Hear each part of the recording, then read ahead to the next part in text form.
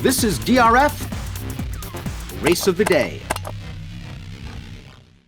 Hi, everybody. Dan Illman and Mike Beer. The DRF Race of the Day for Thursday, February the 25th, race number 8 at Oaklawn Park. Let's throw up the field for this nice allowance race going 3/4 of a mile. You can download free Formulator Pass performances for this race on the Race of the Day event page at DRF.com. Access them, handicap along with us. Mike, I certainly understand why the 4 Fastly is the 9 to 5 morning line favorite. This horse did not have a good trip last time out over muddy going. Yeah, just wound up way further back in the pack than it seems like he likes to be based on his form before the layoff. He was off the layoff there. He caught a wet track. He didn't get off to a great start. It probably cost him at the end. And he can be more forwardly placed with an alert getaway. Let's see where Timeform US has him on their pace projector, and it's relatively close. We see Fastly, the number 4, right up close to the pace. The 7, 1 for Richie, the 2, Rob the Rich. Boy, that's a natural exactant. If you throw in Bandit Point and Bank, you've got basically money. Bandit Point is the number 1 in this race, and Bandit Point's going to be coming from way out of it. He made his last start off an extremely long layoff. He sort of passed some tired runners after a fast pace. And Mike, he's the kind of horse to me that I think this is a tough spot for him. I wonder if they're trying to race him back into shape for some of those Arkansas-bred races later in the meet. Right. Listen, I thought all in all, he ran fine off that long layoff last time. It was another wet track. He got outrun very early in that race, but he was staying on all the way through the stretch on his wrong lead. He never changed leads, but he was closest at the finish. It was probably a useful run for him. But man, that's him, Dan. He's a closing sprinter, and he's going to need a setup in here.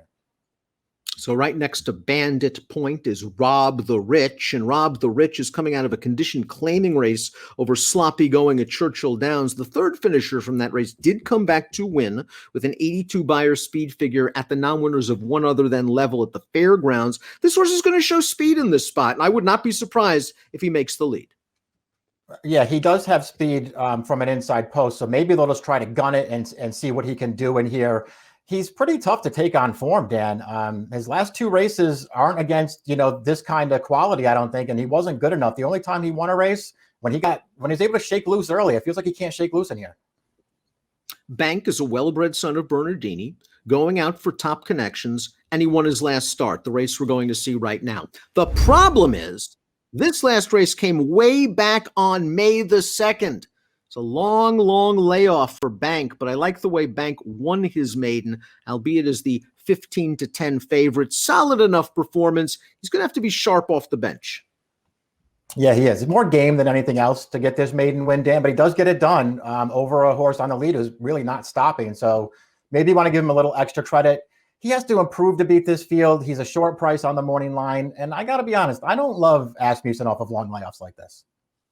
It took the number 4 Fastly 7 tries to graduate. He did so in gate-to-wire fashion at Churchill Downs. And then, as we mentioned, his first start at Oaklawn didn't go well. He was banged around early. He was last after the opening quarter. And as we turn in the stretch, Fastly still has a lot of work to do.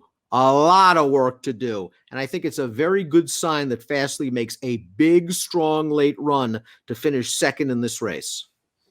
Yeah, you're not going to see him in the picture until very late, but he's going to start working his way into it here at the end. All in all, this is a good performance. This horse felt like anyway, he was getting better at the end of last year, and this was a pretty good starting off point for a 4-year-old campaign. And again, give him a good break. He's going to be right up close to the pace, and he is very much, in my opinion, the horse to beat. I think the 5 Kadri's interesting in this spot, Mike. Ran at the fairgrounds last time out, tried to rally from off of a real moderate pace going 6 furlongs in a race won by a horse that came back to earn a 91 Beyer speed figure when finishing second in his first chance against non-winners of 2 Company. Now, I think reverting to taking this horse off the pace worked wonders for him. I agree that he ran well last time, and so we'll see if he can take a little bit of a step forward here. He's got that one race, Dan, the second career start, where they kept him up close. He won easily with a solid figure. He hasn't run back to it yet, but maybe it's time. I mean, he ran pretty well last time.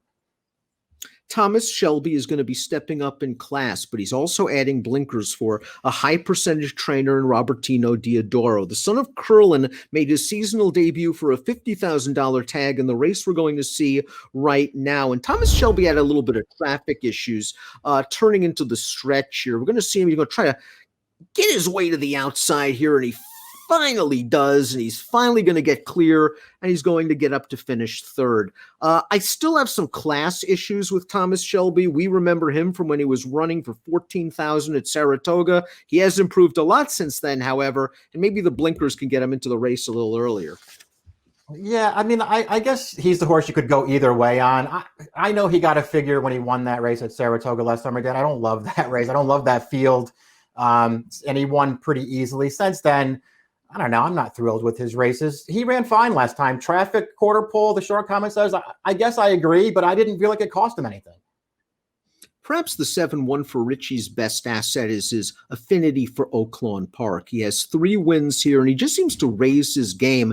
Keep in mind his most recent race is for a $10,000 claiming tag, and this is a big step up, but he wins that race very, very comfortably, and he did so with a fig. Let's watch 1 for Richie's most recent performance. He just tracked the pace outside. He's taken over into the stretch. He wins handily. He was 6-1, though, against $10,000 claimers. Now he's stepping way up in class. If he can somehow run this Beyer speed figure back, Mike, he's in the mix. It exceeds the Beyer par for this level, but he's run big Beyers in the past at Oaklawn, and when they've stepped him up, it didn't work out.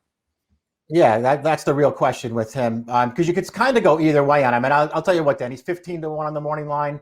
At that price, I'm not going to argue with him, because you're right. If he runs the race that he ran last time, he can beat this field. His form's, just kind of dicey for me. I had a tough time getting a handle on him. They had to ship him to Belterra to kind of get back in form at the end of last year.